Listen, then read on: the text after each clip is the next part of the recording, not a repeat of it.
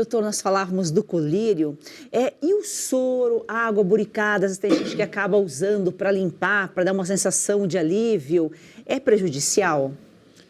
O soro e a água boricada, eles não são, no passado se usava muito isso, até hoje muitas pessoas usam, mas não são abordagens ideais, né? Hoje a gente tem colírios lubrificantes que mimetizam melhor a lágrima e que são mais seguros para a pessoa utilizar quando ela precisa ou lubrificar o olho ou tratar alguma situação de irritação junto com outros tratamentos, né?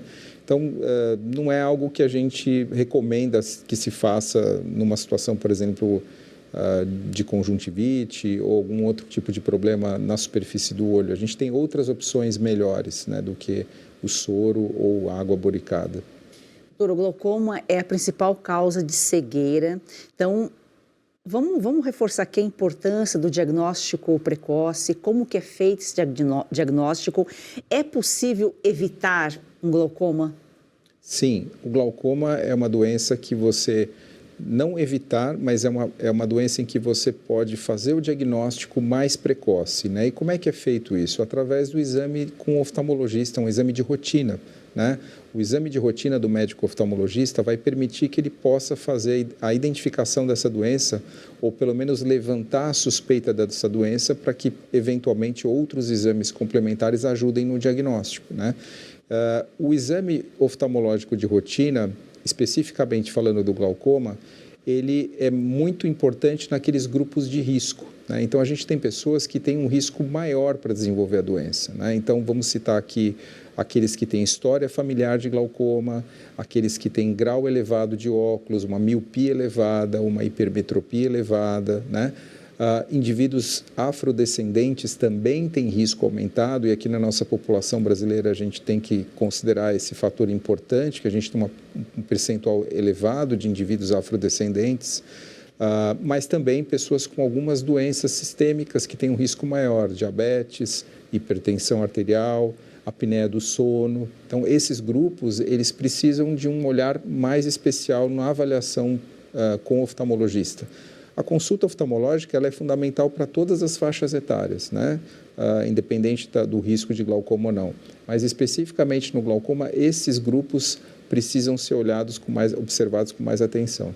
Diagnosticado no início, ele tem cura ou só tratamento? A doença não tem cura, né? A doença tem tratamento. E o que é o tratamento do glaucoma? No tratamento, a gente reduz a pressão do olho para estabilizar ou diminuir a velocidade de progressão da doença, né? E a ideia de diminuir essa velocidade de progressão é para que a pessoa, se ela perder, por conta do glaucoma, desenvolver mais alterações do nervo óptico e do campo de visão, não seja suficiente para comprometer a qualidade de vida dela, né? Que é o que a gente estava discutindo um pouquinho antes.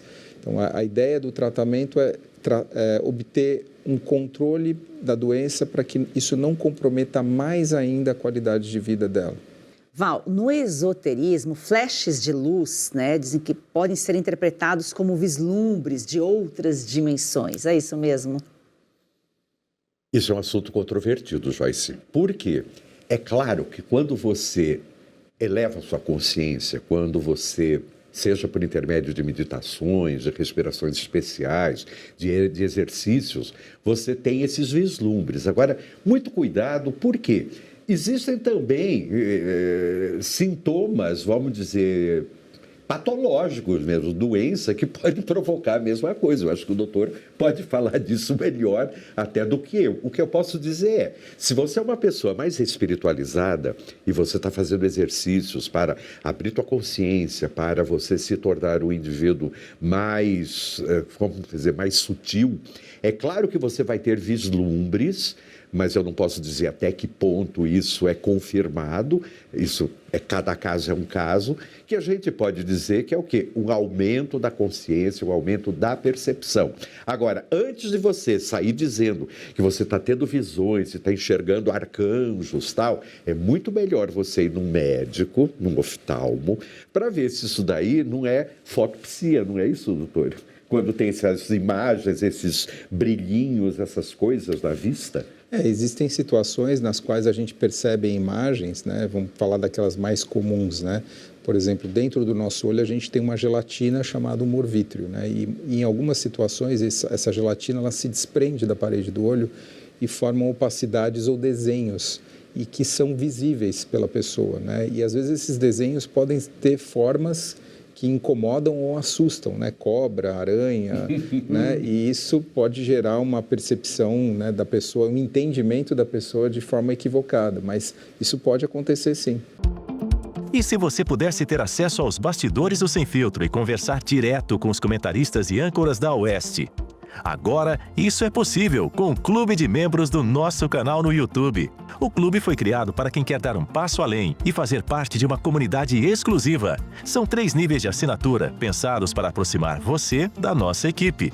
No plano apoiador, você ganha destaque no chat, figurinhas personalizadas e acesso a publicações exclusivas na comunidade do canal. Quer estar ainda mais perto da Oeste? Nos níveis Engajado e VIP, nós liberamos acesso às lives fechadas com nossos apresentadores e comentaristas, nas modalidades mensal ou semanal. Você também participa de sorteios de livros e produtos da Oeste, além de acesso antecipado a vídeos e a uma visão direta dos bastidores do programa Oeste Sem Filtro. Faça parte do nosso clube de membros e tenha acesso a lives exclusivas comigo e com todo o time da Oeste. Se você acredita na importância de um jornalismo livre, independente e comprometido com os fatos, clique agora no botão Seja Membro e conheça todos os detalhes e vantagens de cada plano.